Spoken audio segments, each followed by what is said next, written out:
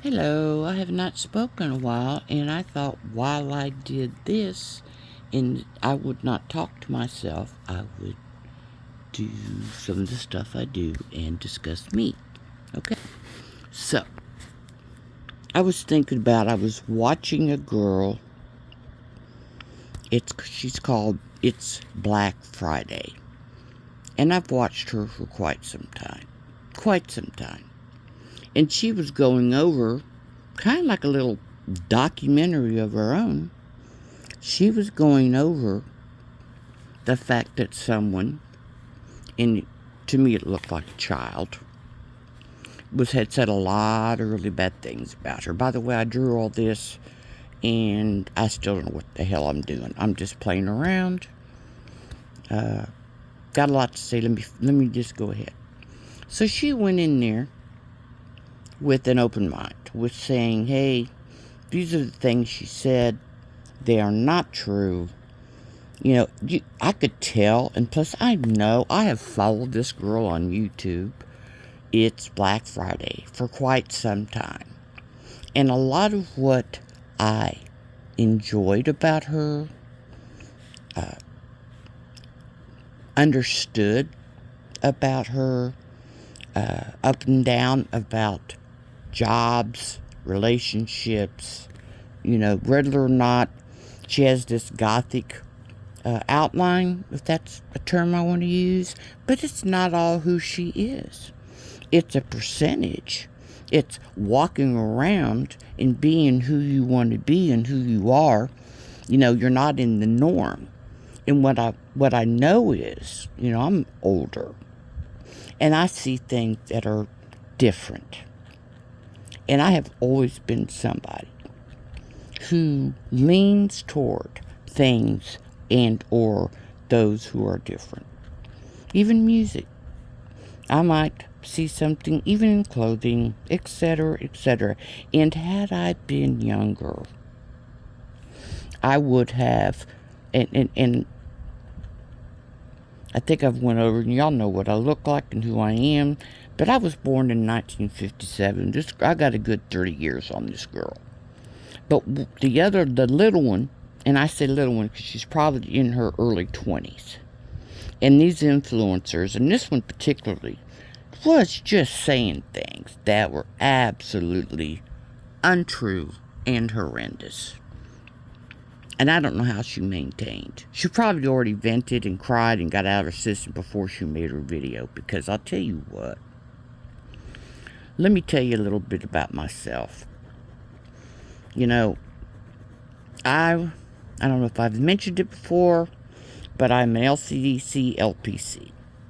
And before I worked in the criminal justice system, I was working at a nonprofit agency in Houston, and it was called Over the Hill. And why it was called Over the Hill was there was these gentlemen who had done time, who had gotten out. They played basketball.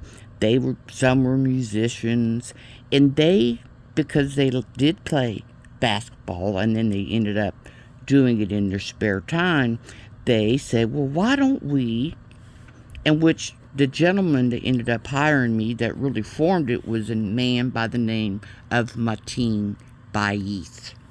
Now, he was not born Muslim. He adopted the faith while he was incarcerated. His actual name was William Curtis. And this man I absolutely adored. I was the first white person that he ever hired. I worked in 3rd Ward in Houston, and I was actually coming straight out of treatment and a homeless facility. I had given my children up for a year, signed them temporarily over to their father, my girls, and my son stayed with my sister and her husband. I could visit him when I had time off, when I had weekend visits. But by the time I spent time, I went back to college, I received my degree, and then while this was going on, I was volunteering at Over the Hill. And myself and my bestie, Gail, we were, and another woman, her name was Denise. She ended up becoming a cop. Just love her, love her, love her. But she was hard-assed, right? She didn't ever accumulate any what would keep her from doing the type of work that we were doing, because unless you were God, I can't find my words today, unless the state or the governor was to appeal to you. What's that? If that's not the right word, correct me, put it in there. But some of the counselors that had been doing it, and they required you then, and it was in 1991, I do believe, that they required you to be certified. And in order to do that, you couldn't have like drug convictions and or like sex offender stuff on there. So anyway, nobody I worked with was in the sex offender category, because that's just a no-no, big no-no in my book. Wouldn't happen. I couldn't even take them on my caseload. If that sounds bad to some of y'all, I don't give a shit. I just don't have a tolerance for. Just leave it alone. If you want to comment, fine, because I do have something to say about that, but not right now. So anyway, after I worked there a few years, gained my traction. Really, truly, I thought I knew my stuff. So they were losing the funding. Over the Hill was dancing around, and we all hated it, and that was my foundation. So I love Gertie. I love Sandra. There are some of you who I just can't get all of y'all at the same time if this ever got out, or if y'all ever heard or knew. But let me say this. There are so many people that I owe myself to that I couldn't begin to put the list. Women-wise, they were my mentors, and I will mention them at some other time. At this moment, at this time, I'm trying to get into the type of work. So then I ended up going over to U of H and did some training, did some other work, and then I went to in Dayton, Texas, and there is a place brand new. A judge had passed away, and his wife had donated. In the Henley unit was for those. This is where we ended up. Oh, I think I just hit the cat. So this is where my foundation started. And me, Miss Know-It-All, me that thinks she knows it all. May I say to you that I worked with some that were older than even me at that time. Okay, this is the later 90s. And all I can tell you is some of them who had done time before would walk through, because you walk through 3 separate entrances that went boom, boom. You did not have anything but a bag, a clear bag, like a Ziploc bag per se, and that's it. If something went down, they locked it up, locked it down, and this facility, by the way, housed 500. Right next to it, across the way, was the Dayton.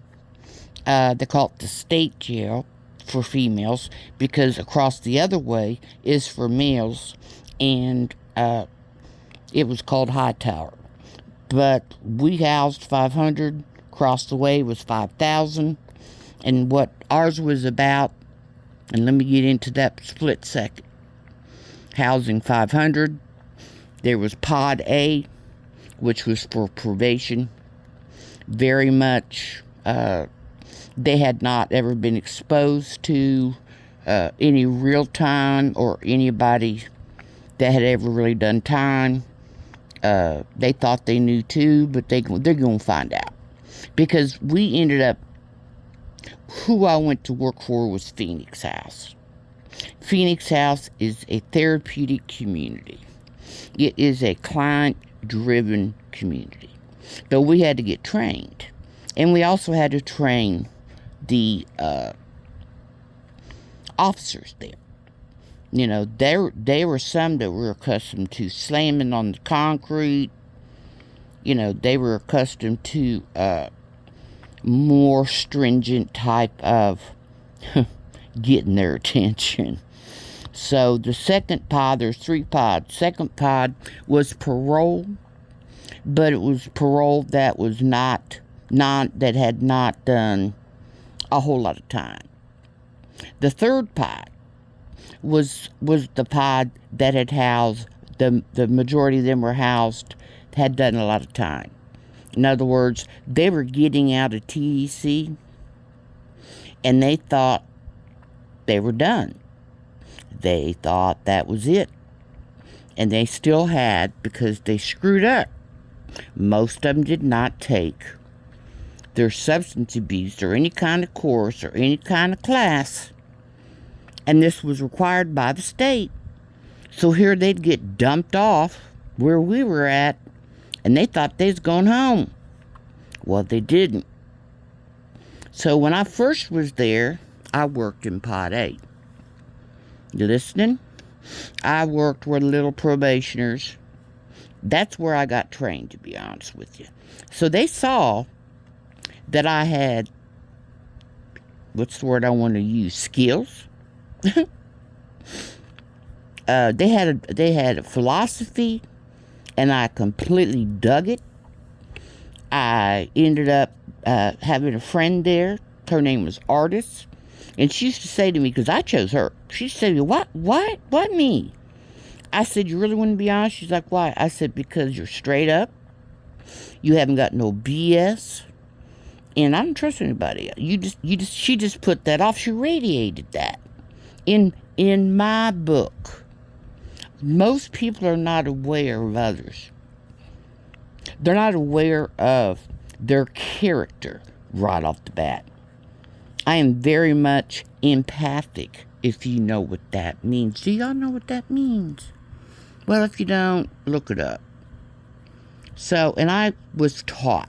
Let's just go on to say there was Dewana, Denise. I want to get further into what this specific, because this was a pilot program. If y'all know what a pilot, I mentioned it before, one of a kind. Starter programs. And if they work and if they do well, others will follow with the same.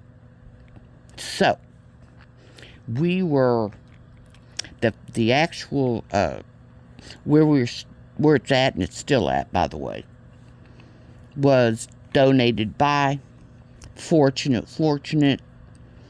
Not everybody was making it. Some people made it. To answer any questions, yes, they hired men. But I'm going to tell you something. I was strict. I was a supervisor. I didn't take no shit. Sorry, I was looking for something. When I said I didn't take no shit, I had one. I was automatically, something in my gut said, this guy, there's something wrong with him. And so because it's client driven, they're assigned. And so you have some that run it in one pattern, another one that runs it in another pattern. But here I want you to understand that when I ended up in Pod 3, C as they called it, these were women who thought they were on their way home. They had done between 15 to 20 years in prison. And so a lot of them got thrown into segregation. And I had a nickname, and I ain't giving it because it's too close to my real name. But they'd come get me. And I had no problem. So I'd go, And they'd be pissed off, banging and slamming, and send me back to TDC, and I ain't doing this shit. And I finally just waited. I'd sit on the floor in front. It looks just like you think it looks. Steel. One little slot at the top. And I just waited. I sat on the floor. You know, the officer, don't ever say guard. That's awful. Guards are for those who are not certified or not classified. I guess that's the word I want to use. No, these are officers. They have trained, paid their dues. They have their education, so don't even go there. Not all of them. No, there's some of them there that absolutely needed, and that's another story in and above itself. That they never got consequences for coming in hungover and shit. So anyway, so I would go, and I would wait till they calmed down. And it wasn't all of them. Matter of fact, it wasn't that many. But when they did, I went, and I waited. And they'd calm down, and I'd start talking, and they'd cuss me and curse me and say all this stuff, and I'd still wait. And I finally said, are you stupid or what? And that just did it. What do you mean? I said, well, I'm just curious if, you only got X amount of time left, right? Well, I said, so why don't you just fake it till you make it? Why don't you just pretend? Get in there. Go get your little number. Go get your bunk, wherever you're going to be. Get your clothes. Change your butt, because I know your ass stinks. I said, but meantime, you only got 364 days, because that's all the judge allowed. 364. If they messed up during that time, that's more time at TDC. That was more time at treatment, unless we made that as a like an official thing. They could come back to treatment. They could do it. It just depended. But most of the time, if they got in a fight, if they were running, doing some shit they shouldn't have been, and, I'm talking illegal. I'm not talking being in a relationship and having, because believe you me, all these places, little pods and stuff, they got a mom and a dad, they got brothers. They form that without even knowing they're doing it. It's a psychological fact. They turn around and they form a little family. They can't help themselves. It's just something that it happens. Because I've known just like men, and believe you me, I have been around them all, seen it all, know it all. And don't you think for a minute the men are not just having little relationships or their little boyfriend or whatever. And they are as straight as they will tell you. And in fact, I believe them.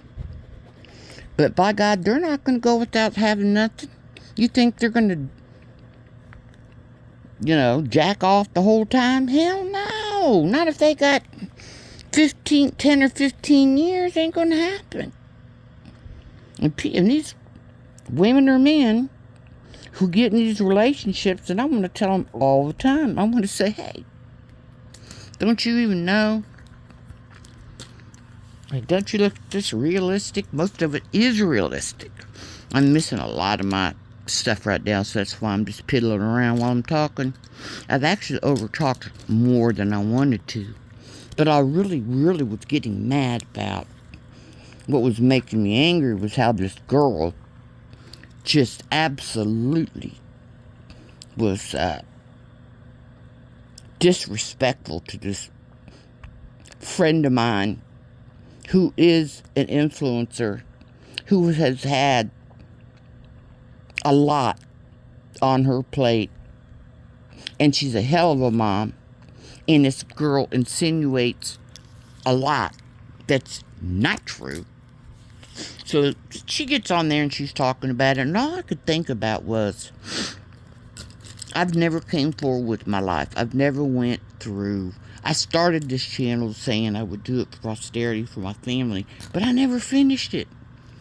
You know what I mean? I started doing other stuff and I never got through with it. So I'm going to do that starting tomorrow.